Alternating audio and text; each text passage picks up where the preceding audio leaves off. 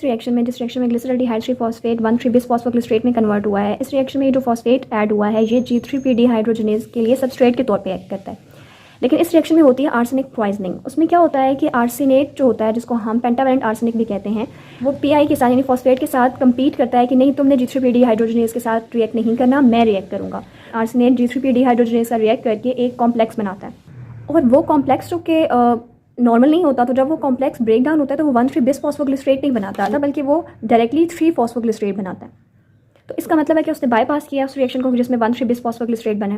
तो इस तरह ना वो ATP बनाता है, यहाँ जो NADH बना है उसकी सिंथेसिस भी नहीं हो सकती। तो इस तरह ये एनर्जी को जो है वो सेल को डिप्राइव कर देता है एनर्जी से, कि ये स्टेप होता ही नहीं है, और ना NADH बन पाता है और ना ATP बन पाता है, तो जिसकी वजह से सेल डिप्राइव हो जाता है एनर्जी से, और इस तरह ये आर्सेनिक पॉइजनिंग होती है इस रिएक्शन में। हमने देखा कि ये dehydroxy acetone phosphate glyceraldehyde 3 phosphate में कन्वर्ट हो गया, तो 2 ग्लिसरॉल्डिहाइड 3 फॉस्फेट बन गए। जब ये 2 बन गए हैं तो फिर इसका मतलब है ये भी 2 बने हैं, NADH भी 2 बने हैं, तो यहाँ अब जो भी चीज़ें होंगी नेक्स्ट वो सब 2 बन रही हैं। तो इसका मतलब है कि 2 NADH बने हैं। इसी तरह यहाँ पर जो ATP बने हैं वो भी 2 ATP बने हैं, क्योंकि ये 2,1,3 बिस फॉस्फोग्लिसरेट था, तो यहाँ 2 ATP बने हैं। ये भी 2,3 फॉस्फोग्लिसरेट है, यहाँ पर 2 फॉस्फोग्लिसरेट भी 2 हैं। ये जो फॉस्फोइनोल पायरुवेट बना है ये भी 2 है। तो आगे जो भी रिएक्शन है वो सब 2 हैं के फॉर्म में प्रोसीड हो रहे हैं, और जितनी भी चीज़ें बनेंगी वो 2-2 सब चीज़ें बनेंगी। तो जब यहाँ 2 ATP बने हैं तो इसका मतलब है कि जो फर्स्ट स्टेज ऑफ ग्लाइकोलिसिस में जो 2 ATP यूज़ हुए थे वो यहाँ पर दोबारा बन गए।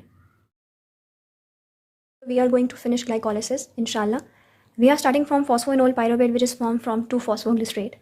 Now, phosphoenol pyruvate is converted into pyruvate, as it is the last and third rate regulatory step of glycolysis, so it proceeds only in forward direction. And the enzyme of this reaction is kinase. Why enzyme kinase is used? Because in this reaction, phosphorylation of ADP occur and ADP is converted into ATP, and the phosphate come from this phosphoenol pyruvate. This is just like the other rate regulatory steps of glycolysis in which enzyme kinase is used. The full name here is pyruvate kinase. Here is 2 phosphoenol pyruvate, so 2 ATP is formed and there is 2 pyruvate. Now the very important thing, regulation of pyruvate kinase. Pyruvate kinase is regulated by 3 things. First is fructose 1,6 bisphosphate, which has stimulatory effect on it. Fructose 1,6 bisphosphate, which is formed previously in the process of glycolysis. Secondly, it is inhibited by 2 things. First is glucagon and second is ATP. ATP and glucagon has inhibitory effect on this enzyme. We will discuss each of them in detail. Here is fructose 1,6 bisphosphate, which has positive effect on pyruvate kinase. It is formed by the enzyme pyruvate kinase 1. So in this way, these 2 enzymes of rate regulatory steps are interlinked. Here, pyruvate kinase is regulated by fructose 1,6 bisphosphate. Whenever there is an increase in concentration of fructose 1,6 bisphosphate, it increases the concentration of pyruvate kinase, and thus in this way, process of glycolysis proceed. Secondly, we have glucagon in liver, specifically in liver. Pyruvate kinase is regulated in the same way as phosphofructokinase 1. Pyruvate kinase की regulation वैसे ही है जैसे कि phosphofructokinase 1 की regulation थी। मैं एक चीज़ बता देती हूँ, तो आप पिछली वीडियो देखेंगे तो आपको याद आ जाएगा कि जब in the state of fasting glucagon की कंसंट्रेशन ज़्यादा होती है, ग्लूकोज की कंसंट्रेशन कम होती है, तो जब ग्लूकागोन की कंसंट्रेशन ज़्यादा होती है तो प्रोटीन काइनेज ए है जो एक्टिव हो जाती है। प्रोटीन काइनेज ए एक्टिव हो जाती है। जब काइनेज एक्टिव हो जाएगा तो काइनेज का क्या काम होता है? फॉस्फोराइलेशन। तो काइनेज फॉस्फोराइलेशन करवाएगा, और फॉस्फोराइलेशन जो है वो इनहिबिट कर देता है पायरुवेट काइनेज को। जैसे तो जब पायरुवेट काइनेज इनहिबिट हो जाएगा तो ये रिएक्शन फर्दर प्रोसीड नहीं हो सकेगा, और इस तरह हमारे पास पायरुवेट नहीं बन सकेगा और हमें एनर्जी नहीं मिलेगी। Third thing is ATP. ATP जब ऑलरेडी इनफ अमाउंट में प्रेजेंट है तो इसका मतलब है हमें और एनर्जी नहीं चाहिए और हमें प्रोसेस ऑफ ग्लाइकोलिसिस की ज़रूरत नहीं है। तो जिस तरह ATP ने दूसरे रेट रेगुलेटरी स्टेप्स के एंजाइम्स को इनहिबिट किया था, इस तरह पायरुवेट काइनेज को भी इनहिबिट कर देते हैं और ये प्रोसेस फर्दर प्रोसीड नहीं हो सकता। यहाँ पर एरोबिक ग्लाइकोलिसिस का प्रोसेस एंड हो जाता है। एरोबिक ग्लाइकोलिसिस विच मीन कि वो ऑक्सीजन की प्रेजेंस में हो रही थी, लेकिन एनारोबिक ग्लाइकोलिसिस के प्रोसेस में अभी एक और स्टेप रहता है। एनारोबिक ग्लाइकोलिसिस किस कंडीशन में होती है? कि जब ऑक्सीजन प्रेजेंट नहीं होती, और ऑक्सीजन कब प्रेजेंट नहीं होगी? कि जब किसी सेल को सफिशिएंट ब्लड सप्लाई नहीं जा रही होगी। तो इसी तरह लेंस और कॉर्निया ऑफ आई में या किडनी के मेड्यूला में जिनको सफिशिएंट सप्लाई ऑफ ब्लड नहीं होती, उनको ऑक्सीजन भी सफिशिएंट नहीं मिल रही होती, और उनमें एनारोबिक ग्लाइकोलिसिस का प्रोसेस होता है।